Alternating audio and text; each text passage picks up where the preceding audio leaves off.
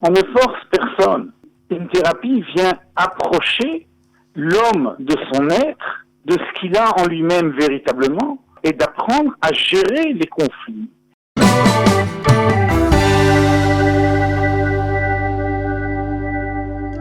Elie Ackerman, bonjour, Boker Tov.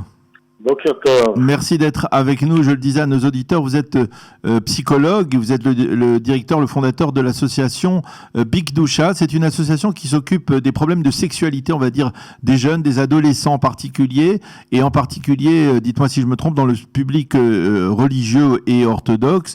Alors, nous avons sollicité pour parler avec vous de cette loi qui a été votée hier à la Knesset en lecture préliminaire, qui était une proposition de loi du député Nitzan Horowitz du parti Meretz.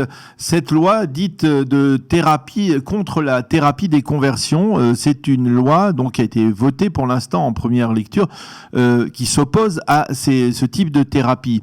Vous connaissez vous-même ces thérapies. D'abord, pourquoi et on a le sentiment, d'après ce que disent les députés, ceux qui ont voté en faveur de cette loi, qu'effectivement il y a de nombreux experts qui affirment que cette thérapie de conversion qui vise à modifier, on va dire, ou tenter de modifier les tendances sexuelles de certains adolescents, eh bien, risque de causer des dégâts psychologiques graves à ces adolescents.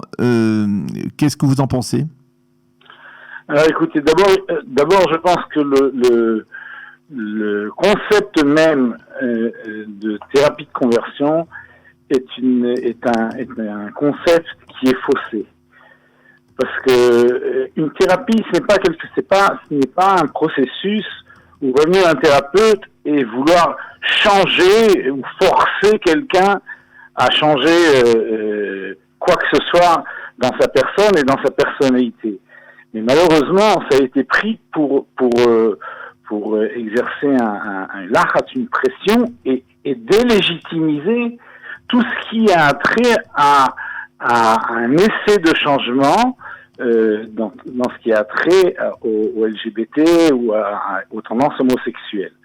La problématique c'est que en fait, il y a énormément de personnes, de jeunes et de moins jeunes, qui ont une tendance homosexuelle, mais qui veulent vivre une vie hétérosexuelle. Chez les personnes orthodoxes de toutes les religions, c'est plus spécialement prononcé, parce que, par exemple, si on prend l'exemple de la Torah demande un mariage qui soit un homme, une femme et des enfants, et donne un interdit très sévère et très grave sur ce qui est l'acte homosexuel, de même que tous les interdits sexuels. Et donc, la personne qui a une tendance peut-être naturelle, qu'elle soit née, qu'elle soit acquise, qu'elle soit due à des traumas ou à toutes sortes de développement dans la vie d'une personne, va se trouver face à un conflit entre une tendance naturelle et entre une moralité ou des obligations morales, thoraïques ou autres, qui vont créer un grand conflit dans sa personne et qui vont faire que sa tendance sexuelle, qui est homosexuelle, va être non voulue par lui. Or, ce genre de loi vient nous dire, il n'y a aucune possibilité de changement, et tout essai de changer une tendance sexuelle va être interdite et illégitime. Il y a des cas qui ont été avancés ces 2 derniers jours, en particulier dans les médias, qui montrent que effectivement, c'est-à-dire que lorsqu'il y a des tendances homosexuelles, eh bien, elles sont là, et que face à cela, il y a, vous le disiez vous-même, des obligations. Dire, il y a d'un côté une tendance naturelle, il y a de l'autre côté des obligations, et que finalement, ce conflit provoque des souffrances pour ces jeunes ou ces adolescents. Est-ce que finalement, en essayant, c'est-à-dire, et là il faudrait que vous nous disiez ce que signifient ces thérapies de conversion, est-ce que en essayant de forcer un jeune à aller contre une tendance naturelle, eh bien on ne risque pas de provoquer des dégâts psychologiques graves? Alors là vient l'erreur. On ne force personne. C'est là qu'est la grosse erreur, et je dis c'est pire qu'une erreur, c'est un matzag charge, je ne sais pas comment dire ça. Une présentation fausse. Faussée, parce qu'on n'oblige absolument personne, mais nous savons qu'une vraie thérapie, une thérapie c'est quoi? C'est quelqu'un qui souffre. Quelqu'un vient en thérapie parce qu'il souffre d'un conflit. Et une thérapie vient approcher l'homme de son être, de ce qu'il a en lui-même véritablement, de le voir et d'apprendre à gérer les conflits et de pouvoir reprendre la brira, les véritables choix qu'il a en lui. Et nous savons que cette chose est possible. Nous le savons de manière clinique. Donc, tout le monde peut dire n'importe quoi, mais notre expérience, personne ne peut l'apprendre. Donc, c'est la vérité. Il est vrai que ces thérapies, il existait des thérapies brutales et manipulatives. Alors ça, c'est intolérable. Intolérable. Hein? Une thérapie qui va manipuler les personnalités, et bien effectivement, c'est le thérapeute qui fait ça n'est pas digne de son nom. Malheureusement, nous en avons connu les gens qui se sont fait passer par des thérapeutes, qui ont fait des thérapies ou des manipulations sur des gens. Et effectivement, on entrait des gens dans des difficultés. Mais une bonne thérapie, une thérapie humaine, une thérapie qui vient apprendre à la personne à connaître ses tendances et à faire ses choix, n'a jamais causé de dégâts, au contraire, bien au contraire. Nous connaissons, nous avons des centaines de cas de personnes qui ont passé des thérapies, qui se sont mariées, qui ont parlé de leurs tendances, où les choses étaient ouvertes dans le couple. Hein, c'est là qu'on va. Et on travaille les choses. Bon, et en aucun cas, on abolit la sexualité. Dans aucun cas, mais on apprend à la diriger vers un endroit qui est voulu ou choisi dans le cadre d'un conflit entre la morale de la personne, entre des valeurs, je dirais, religieuses, et des tendances naturelles. Mais je pense que... Je voudrais vous... Prenons un exemple. Un jeune adolescent religieux vient vous voir, vous, Elia Ackerman, et Eliaou Ackerman, ou d'autres psychologues de votre association, et vous dites, voilà, il vous dit, voilà, nous sentons que nous avons des tendances homosexuelles. Nous ne pouvons pas les refouler. Nous aurions bien voulu les refouler parce que nous sommes à la fois religieux, nous sommes pratiquants. Nous savons que c'est considéré dans la Torah comme une abomination, une toeva, mais nous ne pouvons rien faire. Qu'est-ce que vous pouvez leur répondre à ce niveau-là? Alors, je vais vous dire. La première des choses, en général, quand un jeune vient comme ça, il a une très grande honte de sa tendance sexuelle. Donc, il va la cacher, il va essayer de la refouler. Alors ça, c'est la première erreur. La première des choses qu'on va faire, on va l'aider à voir en face sa tendance sexuelle, ses fantasmes, ses expériences sexuelles. Et on va avec lui comprendre d'où ça vient, où est-ce que c'est né, prendre conscience de toutes les parties qu'il a en lui sans les renier. Mm-hmm.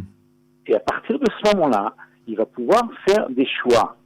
Or, encore une fois, ce qui est absolument extraordinaire, c'est de voir que lors d'une thérapie qui n'est pas interventionniste dans une direction quelle qu'elle soit, eh bien, les choses vont changer. De telle manière que même nous, des fois, nous ne comprenons pas comment les choses se passent, mais ça se passe.